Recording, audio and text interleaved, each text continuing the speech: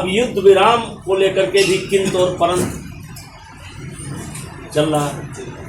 अब कुछ लोगों को मानना है कि नहीं करना चाहिए, लेकिन मैं जो लोग ये मानते हैं कि युद्ध विराम नहीं करना चाहिए, युद्ध ही सभी समस्याओं का हल है, तो मैं उन लोगों से पूछना चाहता हूं कि सन 1971 में जब 92,000 सैनिक बंदी बनाए गए थे, जिनको लगभग 6 महीने से लेकर के साल भर हमने खिलाया पिलाया, उनको क्यों छोड़ दिया था? अगर उसी समय आप निर्णय ले लेते या तो पाक अधिकृत कश्मीर, जम्मू कश्मीर, और या तो सैनिक, तो 92,000 सैनिक उस समय आप छोड़ दिए। तब आपको नहीं याद आया कि क्यों बोल रहे हैं? और इस समस्या की जड़ कहाँ से है? ये समस्या की जड़ तो आज़ादी के समय ही शुरू हो गई। और फिर हरि सिंह ने जब विलय किया, उसके बाद जब हमारी सेना घुसी तो कहाँ तक घुस गई थी? पाकिस्तान लाहौर तक कितना दूर बचा था? तो उस समय आप क्यों चुप रहे? फिर यूएनओ क्यों चले गए? फिर आगे चल करके आपने एक विशेष दर्जा 370 का क्यों प्रदान किया? तो आज जिनके कारण ये समस्या है, जिस समस्या के कारण आप कह सकते हैं कि लाखों से ऊपर नागरिक मारे गए, बहुत बड़ी संख्या हमारे सेना के जवानों की भी है, उस समस्या को एक तरीके से समझ लीजिए कि मोदी जी की सरकार ने अमित शाह जी के नेतृत्व में जड़ से हमला किया, धारा 370 समाप्त किया।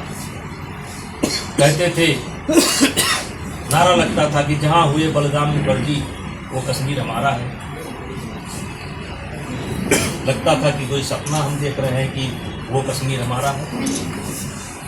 आज धारा 370 समाप्त हुआ, कहते थे खून की नदियाँ बह जाएगी। कहाँ बही खून की नदियाँ?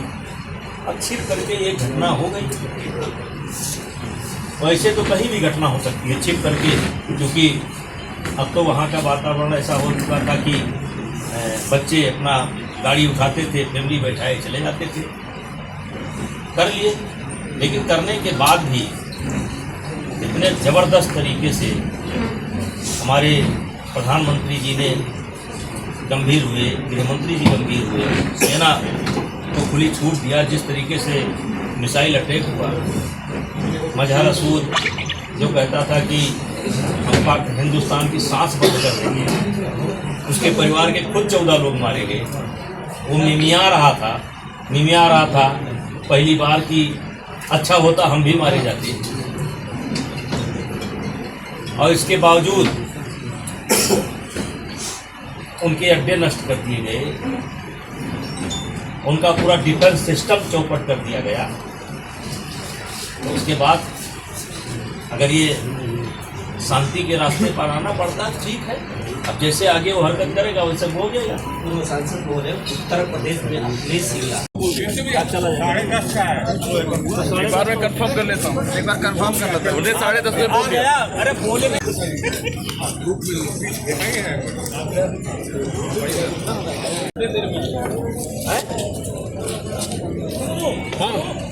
बोल दिया था। और ये हमारे लिए गर्व की बात है, हमारे देश के लिए गर्व की बात है। सारे दल, सारे नेताओं के बयान आते हैं, सरकार जो भी कार्रवाई करे उसमें साथ है, लेकिन किंतु और परंतु की राजनीति वहीं से शुरू हो जाती है। अब युद्ध विराम हुआ, ट्रंप कहते हैं कि हमने, देखिए पूरा देश इस जनगणना को चाहता है, और ये मांग बिहार से शुरू हुई, उत्तर प्रदेश से शुरू हुई, और जातीय जनगणना ऐसा लगता है कि कोई बम फूटेगा, इस जनगणना के बाद बम फूटेगा और कुछ लोग इस देश से चले जाएंगे। इसको इस प्रकार से हुआ बना करके काम किया जा रहा है। और सबकी मांग थी, केंद्र सरकार करा रही है, देखा जाएगा कौन सा बम फूटेगा। जातीय जनगणना के बाद कहा जा रहा है कि प्राइवेट में नहीं, आरक्षण जातीय देने के जनगणना बाद के बाद बम फूटेगा और हम लोग इस देश से बाहर चले जाएंगे, यानी सवर्ण इस देश से बाहर चले जाएंगे। हमारे लिए कोई अलग देश बनेगा। विपक्ष का कहना है कि अरे हम आपका जवाब दे चुके। जातीय जनगणना के बाद एक बम फूटेगा और सवर्ण जो इस देश के अंदर है वो आसमान में चले जाएंगे। हो गया, इससे बढ़िया जवाब नहीं। आरक्षण के बाद प्राइवेट अब नौकरी हो गया यार, कहाँ पा गए आरक्षण। एक तो मुझे केवल राजपूत तक सीमित है। अगर आप मुझे केवल राजपूत कहते हैं तो मुझे बड़ा पसंद है। सर हम यहाँ तक क्योंकि हम यहाँ तक पहुँचे हैं तो इसमें सबका साथ है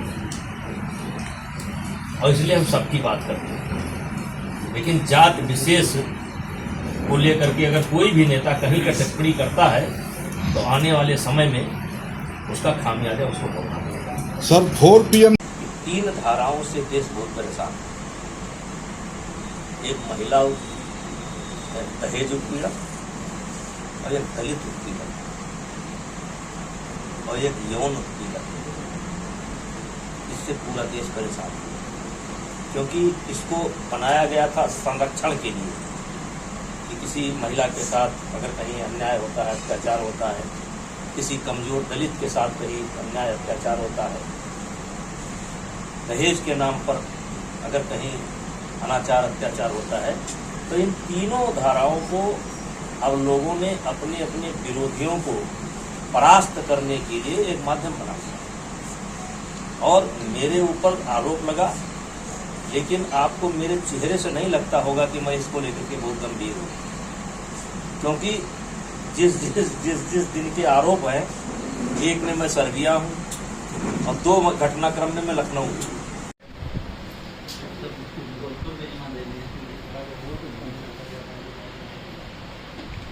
जी है आदेश।